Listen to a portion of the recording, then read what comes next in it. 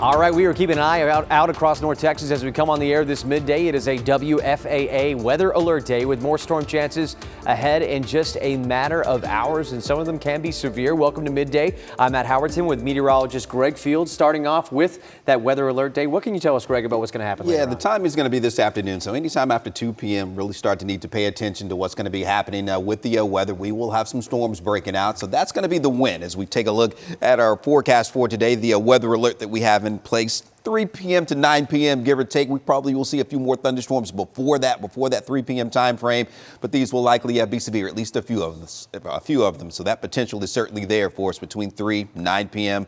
We're talking about 60+ mile per hour wind gusts, golf ball to maybe baseball size hail. So we're talking about large to maybe very large hail, along with that the lower tornado threat. We'll see how that evolves as we get into this afternoon as well, and certainly going to be looking at maybe some locally heavy rain for you to deal with. So make sure you do stay updated. We're not going to be going anywhere. We will be here throughout the afternoon, keeping you updated. Download the WFAA app if you haven't already done that as well.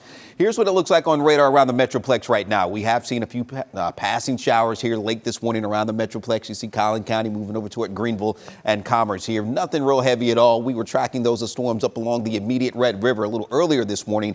That activity is pushing off into Oklahoma. They did have some wind and hail associated with those, so we did have a couple of severe thunderstorm warnings for Cook, Grayson counties a little bit earlier this morning, but that activity is moving a little more northeast now. So no more storms in North Texas right now. In fact, the northern counties that are in that severe thunderstorm watch, they will probably be taken out of that as well here before that 1 p.m. time frame. But there will be another watch later today with those storms later this afternoon. Fort Worth, in the meantime, looking at cloudy skies. It is very warm and muggy out there, and we will see those storm chances increasing as we head on into this evening. But we'll talk more about that for you coming up here in just a little bit. Now let's get over to Erica, checking on that late morning midday traffic. Greg, thank you. Right now we are taking a look at a little bit of road work happening as you leave the downtown Dallas area. This is 35E northbound. We can see it here at the Dallas North Tollway.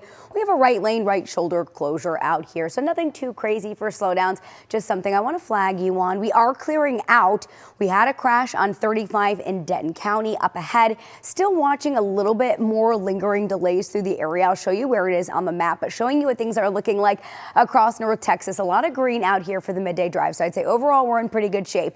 We're just looking at that road work 35E northbound Oaklawn Highline area, taking you up to Denton County. We're coming into Sanger. That's where we have just a little bit of lingering delays, even though that crash has cleared and lanes are back open and moving. We are also getting reports of a wreck in Tarrant County, 30 westbound at 287. Looks like that's about clear because we're back to almost fully green in that area. We were seeing red in the last 5 minutes, but there's been some improvement, which is great. In Denton here, 35E, 35W split, everything moving nicely out that way. Travel for you in Collin County, 75 and 15th Street in Plano, not giving us any trouble. And to look at things at the high five, a little bit of a different story, busy out here at 75 and 635 if you need to travel that way. Just be careful. I'll send things over to you, Matt. All right. Thank you so much, Erica. Over in Parker County, schools remain closed today in Springtown after an EF1 tornado touched down Saturday. It killed a 69-year-old woman. According to the district, it's closed to let families focus on recovery efforts. No word yet when it will reopen.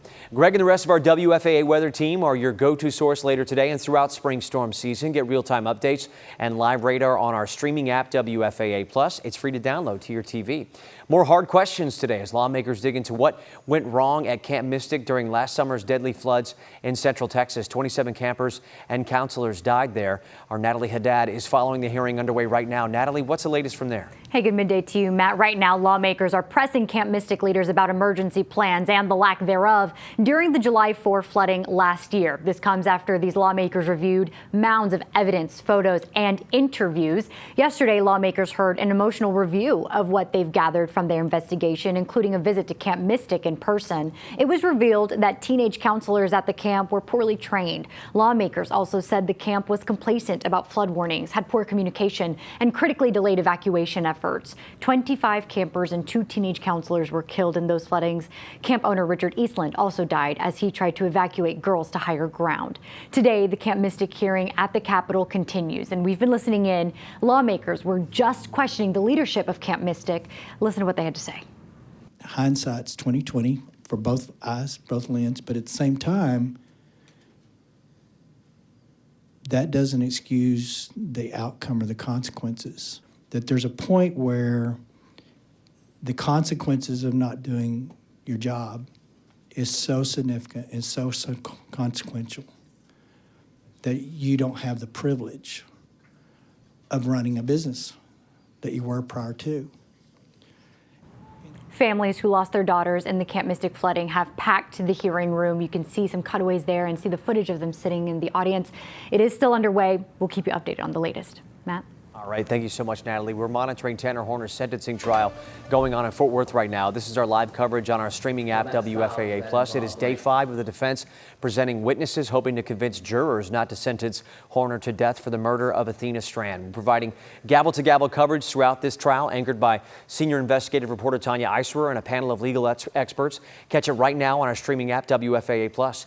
This morning, new fallout from the White House Correspondents' Dinner shooting. The White House Chief of Staff is meeting with top Secret Service and Homeland Security officials. ABC News has learned Susie Wiles called the meeting to discuss protocol and practices for major events.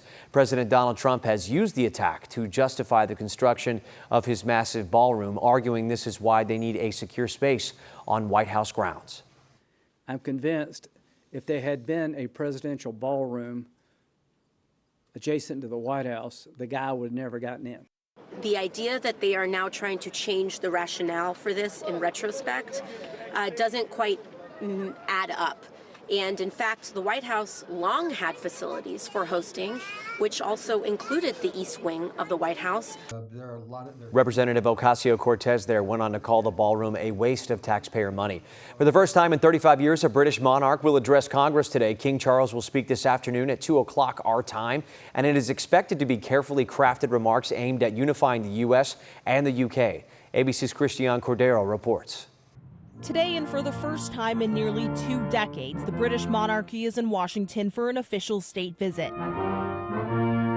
The Trump administration rolled out the red carpet for King Charles and Queen Camilla during a formal hello at the White House. So today we look back on 250 years.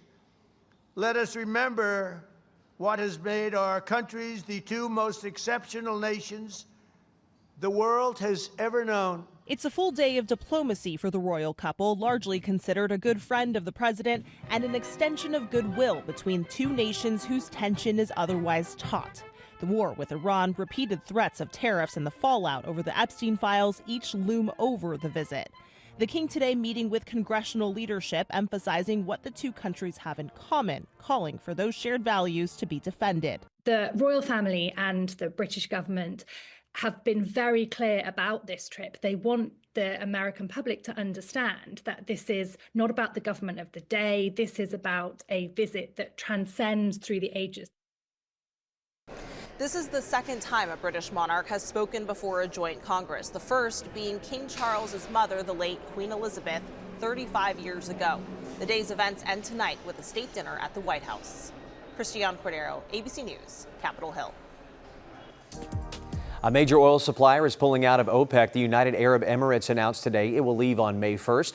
OPEC, or the Organization of Petroleum Exporting Countries, is a massive oil cartel led by Saudi Arabia. Its member countries produce 36% of the world's oil and strongly influence oil prices worldwide. The UAE has long pushed for higher production quotas.